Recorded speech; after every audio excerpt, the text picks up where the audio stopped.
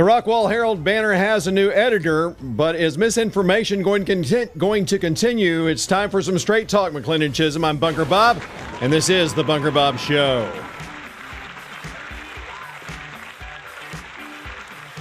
Well, it is good to be back with you. About a 2-week hiatus, doing some other things, some with clients, and some with just with family. And it is great to be back with you today, and with some information and some news about the Rockwall Hilarious Banner, an organization that is not a news organization, but a sheer propaganda machine of the left. And I have demonstrated that empirically based upon the information and based upon the facts that you have an organization that literally goes after people and to fulfill its own agenda. Now, the former editor, editor of the banner, Mrs. Kuykendall, has been fired, and Mrs. Kuykendall, not to be confused with Deanna Kuykendall, that of course was the campaign consultant, the paid political campaign consultant of every person who is sitting on city council today. That's right. From the Mayor Keith Short, Jim Bloom, Herman Larkin, who's not on the council anymore, but because he resigned, of course, the illegitimately appointed council member, former Mayor Nathan Hodges, Lorna Kippen, and of course, Slick Willie Dahl. All of them. This Mrs. Kuykendall was the paid political consultant for these rogue candidates, for these leftist candidates, and of course the editor of the Rockwall Herald banner, a different Kristal Kuykendall, was sure to help all of these individuals get elected by providing and ensuring that misinformation, half-truths, and outright lies was the mainstay of the banner's reporting, which is really, I think, a problem for this so-called newspaper if it wants to grow its readership. The fact is, newspapers is a dying industry, and readership is going down, and so that's why the banner is basically given away for free. That's why you receive it on your doorstep or in your driveway for free, and you're not charged for it because no one's going to pay the $1.50 that is on the front of the paper, and they know that.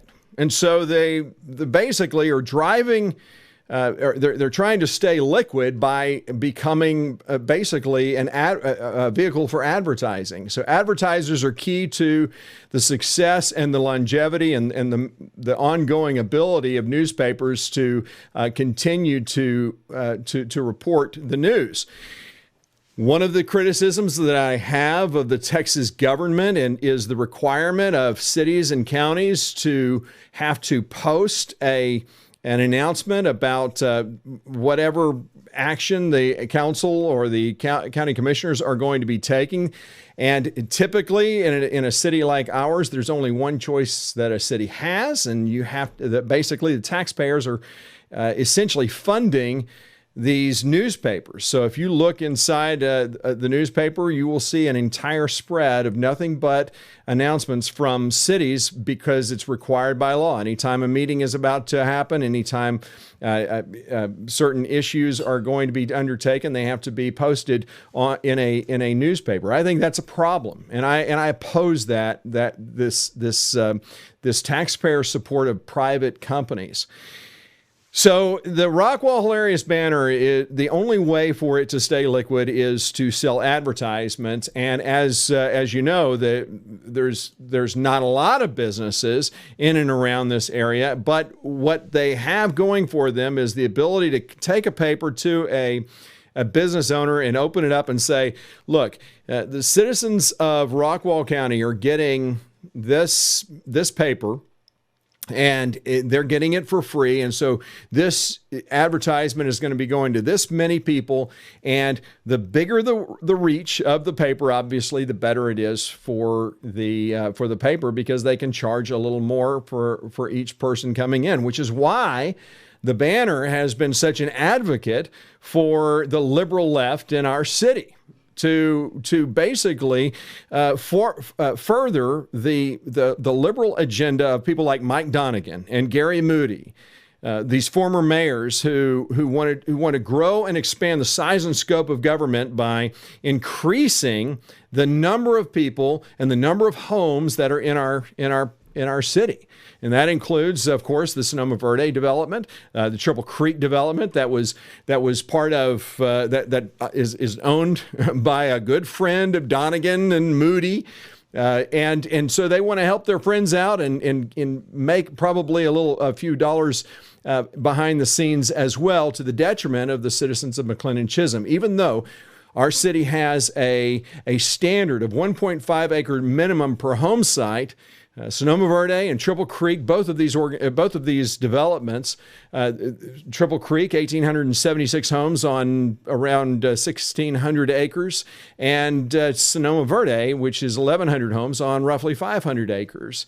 And if you look at Triple Creek, most of that Triple Creek development, the land is in a floodplain, and so those who, if you're going to build in in Triple Creek, there's a very small postage stamp size, relatively speaking, of that property that you can really build on. And so that's why they propose this golf course that, of course, no developer in their right mind would be stupid enough to follow through on, because golf courses are just black holes, and they don't make money. And so this is why no developer wants to touch this development agreement. And I'm saying all of this, and I realize that most of you who are watching have all heard all of this already. But our new editor, probably of the Rockwall Hilarious Banner, probably has not. He's not aware of all of the background information that goes along with this good old boy network that is Rockwall County, that is McLendon-Chisholm. If you don't understand the history, the true history, not the one that is sanitized by those who are trying to kind of reinvent history, which is what is happening right now. Thank you, Rockwall Hilarious Banner, for helping perpetuate these lies and this myth.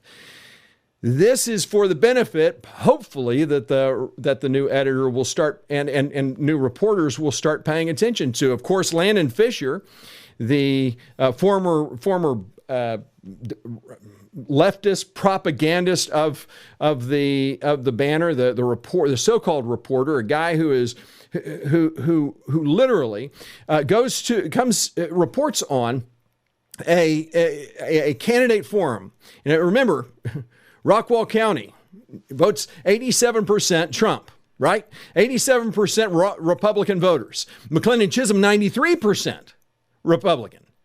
And Landon Fisher, instead of goes to the Democrat candidate forum so that he can hear Lorna Kippett and Trudy Wosner and William Dahl. Those are candidates for city council that were running against the conservatives, Adrian Balcom, Scott Turnbull, and David Day. Those conservatives wouldn't go to a Democrat candidate forum. They would only go to the Republican candidate forum. But of course, Mr. Fisher decides that he's going to report on the Democrat candidate forum. Well, what's the big deal? After all, these forums are probably days apart, and there's a deadline that Mr. Fisher has to meet. The reality of this is that these two events happened within an hour of one another and just blocks from one another. Why did Mr. Fisher? Why was it so important for him to report on the Democrat candidate forum, but not the Republican candidate forum? That was a question that I posed in one of my shows before the election. And that next show, the next edition of the Rockwall Hilarious Banner, Mr. Fisher writes a story, a libelous story, Mr. Editor, if you're watching, a libelous story about me. And if you're not familiar with the show that explains all of this, well, then Just go back a few shows and you'll see your Rockwall Hilarious banner, me responding to what Mr. Fisher has done. You ought to get to know why me and so many other conservatives have absolute nothing but disdain for your paper, and why this man, this Mr. Fisher, writes a story about me that includes so much misinformation, so many half-truths. To give you an example of just one, to me, the most egregious one was when he quoted William Dahl. And if you've ever seen William Dahl, he is the most pasty white guy that you'll ever come across. Mr. Dahl accused me of being racist against him, that I was being racist against him.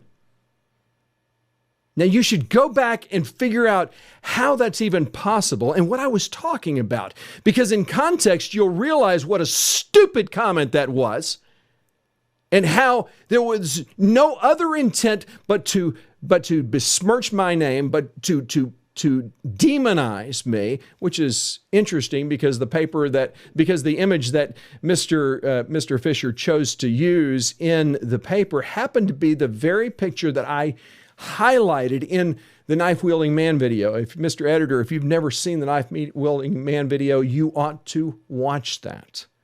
Become educated. Did you know, if you've not seen it, by the way, did you know that in McLendon-Chisholm, a knife-wielding McLendon-Chisholm man walked up to a sleeping woman and cut her open and pulled out her intestines? And that's a true story.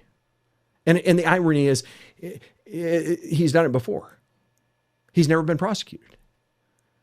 You see, what I've just done is I've just given you misinformation. I've given you a half-truth. Everything I've said is absolutely true, but it's a half-truth. It's misinformation. It is as true and as accurate as Mr. Fisher's stories about me. The other thing that I'm going to be asking, Mr. Editor, is when you do stories about people like me, are you going to give us the ability to speak to the story?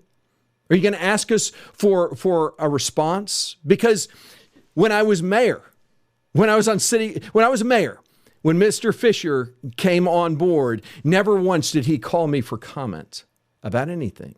No, he used his own. He decided that if anything that I say behind the dais, that was my opportunity to speak to anything going on at the city council. So is that how your new agenda, is that how it's going to go? Or are you going to continue this assault on conservatives like me? Are you going to continue the misinformation, half-truths, and outright lies? Are you going to continue fake news, purporting fake news, and continuing this litany of lies?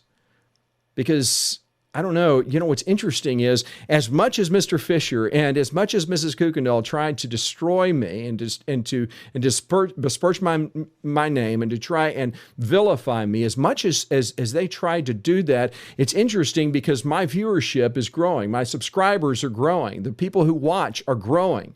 They've started to figure out, you know what, Steinhagen may be angry about a lot of these things, but you know what? He's providing some empirical evidence of fact to basically support what he's saying. That's something that Mr. Fisher never did.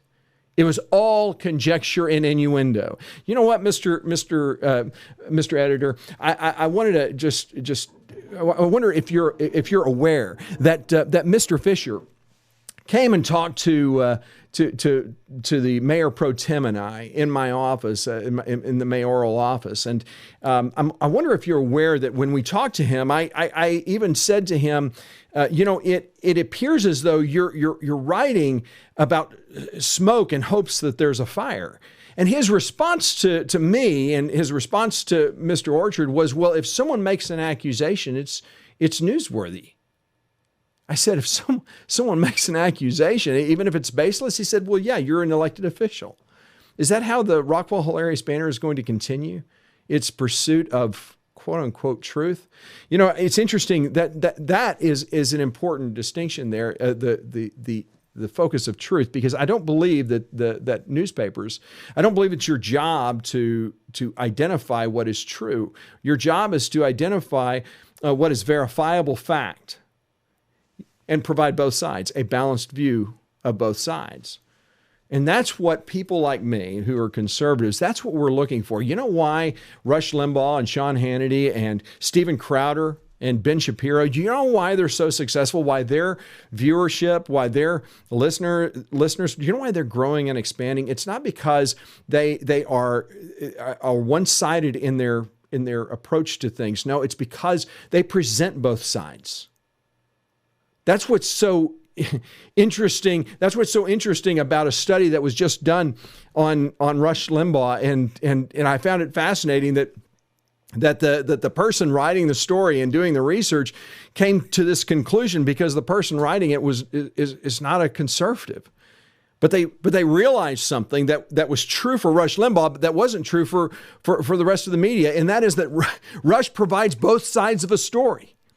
He's actually more balanced than most news organizations are. What you get from the nightly news, what you get from the Rockwell Hilarious Banner is a one-sided point of view in your pursuit of trying to push that agenda. So the question is this going to continue? I happen to be one who is willing to give the benefit of the doubt. And if you don't believe me, then just go back to some minutes for McLendon-Chisholm City Hall city minutes. When I was mayor, I would say when I became mayor, Jasmine was the reporter, and Jasmine, I didn't agree with some of the things Jasmine wrote. In fact, she wrote an op-ed that I completely disagreed with. I didn't disagree with her as much as I disagreed with Landon Fisher's op-ed, where he talked about how he supported the Second Amendment, but he wanted to see more restrictions on gun ownership, on gun rights. So as much as I disagreed with Jasmine, I wholeheartedly disagree with Mr. Fisher. Now, Mrs. Jasmine was actually fair and balanced. And the reason I can say that, and the reason that this is empirically based fact. You go back to City Hall minutes and you will read commentary that I have said. I don't agree with what Jasmine wrote here, but I will say that she was fair and balanced. And I applaud her for giving both sides of the story. That's what journalism should be. But it's not that way. That's why so few people trust you anymore. If you want to get back the trust of the people, and I'm not here to advocate for you to take my point of view on everything. What I am here to advocate for is that you just give a fair and balanced viewpoint of facts. Stop presenting innuendo. Stop pushing an agenda. You know, the interesting thing about what this new management is that I found that what they talked, or what was written about the new editor was very interesting. That he's had a lot of experience in journalism, which is not necessarily a good thing in my opinion, but it's not necessarily a bad thing either. So what I am interested in is what is your vision for the paper? Is it to continue fake news? I want to just give you an example, Mr. Editor, if you're watching, why I focus on fighting fake news. And the best way to illustrate this is through the latest tax hike that we had in McLendon-Chisholm. You say, tax hike? What tax hike? You're not aware of a tax hike. Neither are the citizens of McLendon-Chisholm, for that matter. But yes, we did, in fact, have a tax hike. Just watch this. I move that the property tax rate be increased by the adoption of the rate of 15 cents. Then those numbers, I don't know what that would be. Increase in the tax rate, and that the ordinance levying this tax rate be approved. Yeah, so that is Jim Bloom, the mayor pro tem, supporting a tax increase.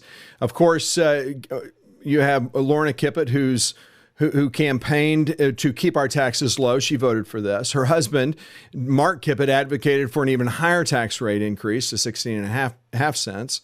And of course, she was advocating for that too. But in the end, they settled on a 15-cent tax rate increase. What I find interesting is what we see in your paper. We see that if you look on August 2nd, you see Royce City. You see Fate includes an outdoor emergency warning siren system in their budget. That was on August 2nd. And then on August 16th, we see Royce City ISD. This is about their tax rate and what they adopted. On August 23rd, you can see that Fate addresses a budget tax rate. And this is a story about that. That you printed. Then you focus on Fate, and this is on August 30th. Fate trims the proposed budget, and in the inside of that the story talks about by how much they trim their budget. Commissioners pass a change in the first budget draft. You see that. That's on September 6th. Then you go to September 13th. There's the city seeing the biggest boost in sales tax revenue, and McLendon-Chisholm was actually included in that story.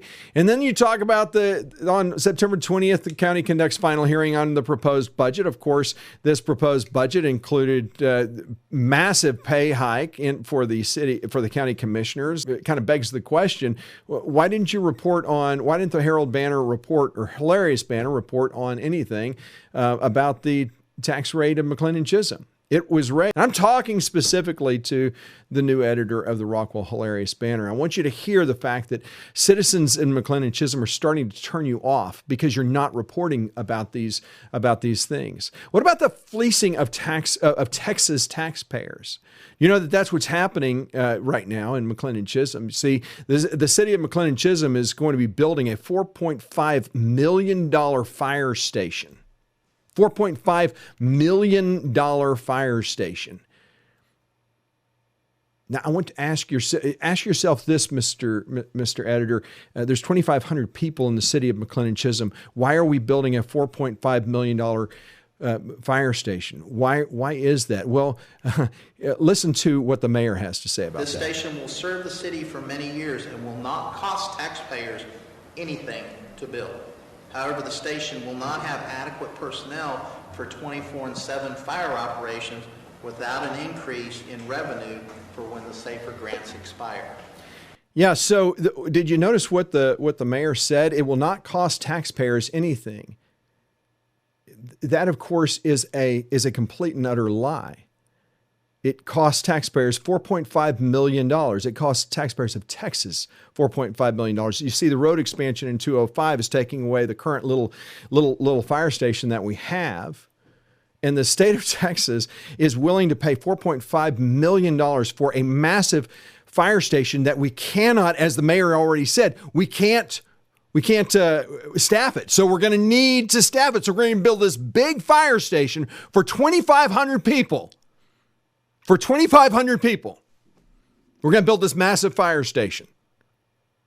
Ask yourself, isn't this newsworthy? Isn't this something that the Rockwell Hilarious Banner should be reporting on? My question is, and I think the question of most citizens is why aren't you reporting on this? This is a major story. Why? What does Senator Hall think of this? What does State Representative Ratcliffe, whatever his name is, Holland? What does he think of this? This is a fleecing. This is the definition of fleecing taxpayers. Because the city is willing to pay for it, we just do it. That's not what I call conservatism. That's not what I call right. There's something fundamentally flawed about the mentality of our city leaders. I'm not just saying this as a former mayor of McLendon-Chisholm. I'm saying this as a taxpayer. And what about this? Why has the Rockwell Hilarious Banner never discussed the issue of funding the unincorporated area of our fire district? Our city makes up 1/3 of the total fire district. And yet, more than half of all fire calls, actual emergency fire calls, go outside of our city. And those people who live in the unincorporated area, you know how much they pay? They contribute nothing, zero, to their fire safety. But the citizens of McLendon-Chisholm, we're the ones who have to foot the bill. Why is that okay? Why is that okay? Why aren't you reporting on this? Why isn't this newsworthy? Oh, that's right. You're only listening to the left's side of this story. You're listening to all the controversy that surrounded the fire department as when Steinhagen, when I was mayor, I wanted to hold the fire department accountable and have an audit. Why? Because I had found out that the fire chief had been using state-funded grants to pad his own pocket. He created he made his brother a grant writer, okay? Signing a grant application, a 3-page grant application that's so easy to fill in that a 5th grader could fill it in. But for his quote-unquote services, his brother got 10% of every grant awarded. We're talking about grants that amounted to $200,000. His brother walks away with $20,000 for one of those grants. Why has the Rockwell Hilarious Banner never reported about that? See, everything I've talked about, Mr. Editor, everything I've just shared with you, I've shared with the Rockwell Hilarious Banner. I've shared with Mrs. Kuykendall. I've shared with Mr. Fisher. They didn't want to they weren't interested in the story because apparently it wasn't newsworthy for some reason. You see why there's distrust going on? See why we don't trust the banner? You see why it's the Hilarious Banner? It's nothing to be heralded. You did a report just recently on the utility fund, on the increase that the City Council has passed related to the utility fund. But what I found interesting is what you didn't write, what you kept out. When I talk about misinformation, that means that you're not looking at all of the information. You're providing what the City Council wants people to hear and what they want to see. And of course, this is the fund balance that I'm talking about. There's an available fund balance of $300,062 in that fund. But if you look at what that proposed budget was, which they passed, by the way, they wanted to take this surplus and they wanted to basically transfer $49,554 from that surplus. Now, that's not something that you really reported on. Why not? You see, the utility fund does have its own surplus. And the purpose of that surplus is to build up so that when something goes wrong, so that when something breaks, there's money there to fund it. So you see, the Sonoma Verde Road Fund balance has a balance of $97,000. The utility fund balance has a balance of $300,000. Why? Because that equipment, the roads, they break, they go into disrepair, and they have to be repaired. Well, if you don't have money in there, how are you going to repair it? And that's the big question. And that's why this is such a problem that the City Council, instead of establishing a utility fund rate. And by the way, the utility fund only applies to those who live in Sonoma Verde. They're the only ones within that PID. So if something breaks, if a road goes in disrepair and there's not enough money in the surplus, guess what? The city then has to take out a loan to pay for it in the short term.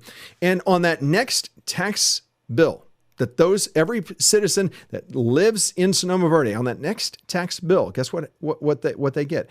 They get whatever their portion of it, divided proportionally. Whatever they didn't have enough in the surplus, those homeowners are going to be taxed, are going to be charged on that next tax bill. And we could be talking about hundreds of thousands of dollars on one tax bill, all because the City Council didn't think to keep that revenue and to keep the revenue, or excuse me, the surplus, keep it up to standard, to ensure that there would be plenty of money in there so that those who live in Sonoma Verde are not going to get some massive charge because of the irresponsible nature of City Council. You know, the City Council passed their budget and they increased our taxes because they wanted to stop paying off on a city hall. If you don't know about the City Hall boondoggle, that the boondoggle that the City Hall is, if you're not familiar with that, Mr. Editor, you need to get educated. Watch the Knife-Wielding Man video. Again, I keep saying that. It's an hour long. It will educate you mightily. It will give you a different point of view. How about that? You don't have to believe everything I say in it. You don't have to believe anything I have to say in it. Just because it's empirically based, that I have facts to support everything I say, doesn't really matter. I know it doesn't matter to those of you in the press. Or it hasn't in the past. Mr. Editor, here is an olive branch. And I mean this from the bottom of my heart. I am willing to give the Rockwall Hilarious banner the benefit of the doubt. I have demonstrated by my actions time and again that when the banner writes something that I may not agree with, but is fair and balanced, I highlight that. When I was mayor, as I said, I did that time and again. Never once did I feel like Jasmine was an advocate for the city council. She wasn't. But never once did I feel like she had an agenda that she was pushing. They got rid of Jasmine for whatever reason. I think she actually left. Good for her. And I wish her well, whatever she's doing. But they brought in this kid, this Mr. Fisher, who for all I can tell, it was paid off by people within the city. That's where he was making some extra money. That's the only thing that I can. It all comes back to money. But here's the thing. Maybe it wasn't that way. Maybe he was just a liberal snowflake. Maybe he just loved controversy and spinning lies. I don't know what the thing is, but what I'm hoping for and what I'm praying for is that the Rockwall Hilarious banner will once again be a paper that can be heralded. So here is my olive branch to you, Mr. Editor. I invite you to come and sit here in my studio with me and just share with us, share with me and my viewers what your plan is and what the standard of journalism is. And here's what I will promise you. Number one, I'm not going to go and try and rehash everything that has happened in the past. Number two, I'm not looking for an apology for the slanderous and libelous things that the paper wrote about me. I will not go back into the fact that the paper has not contacted me for comment on any of the stories they did about me.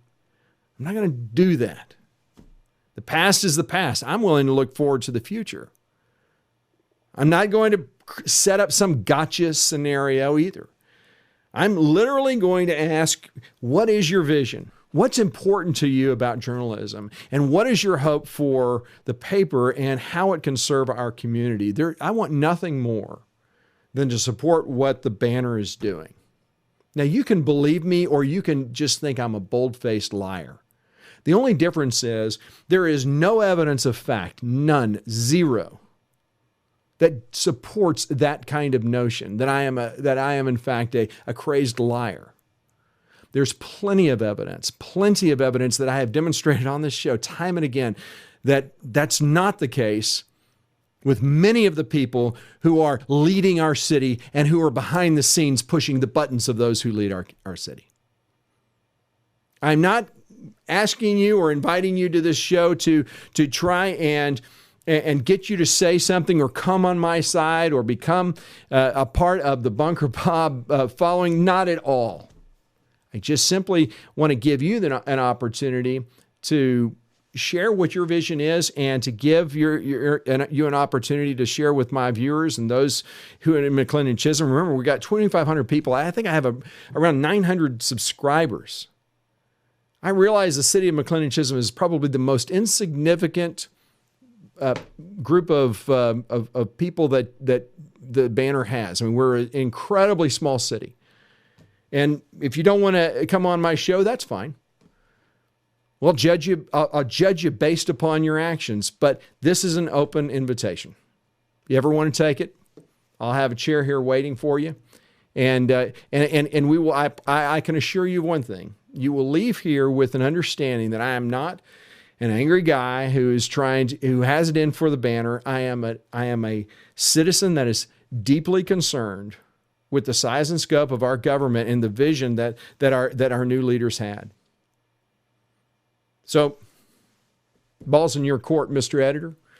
You're welcome to come to this show, and I hope that you will take me up on that. And those of you who have been following me and who are watching, I hope that you'll encourage the editor to come. I can guarantee you that the usual suspects will be calling and writing the new editor and saying, "Don't you dare go on Bunker Bob's show. Don't you do it. Don't." Why? Because they're scared to death of the facts of truth, of what is true, what is honorable, and what is right.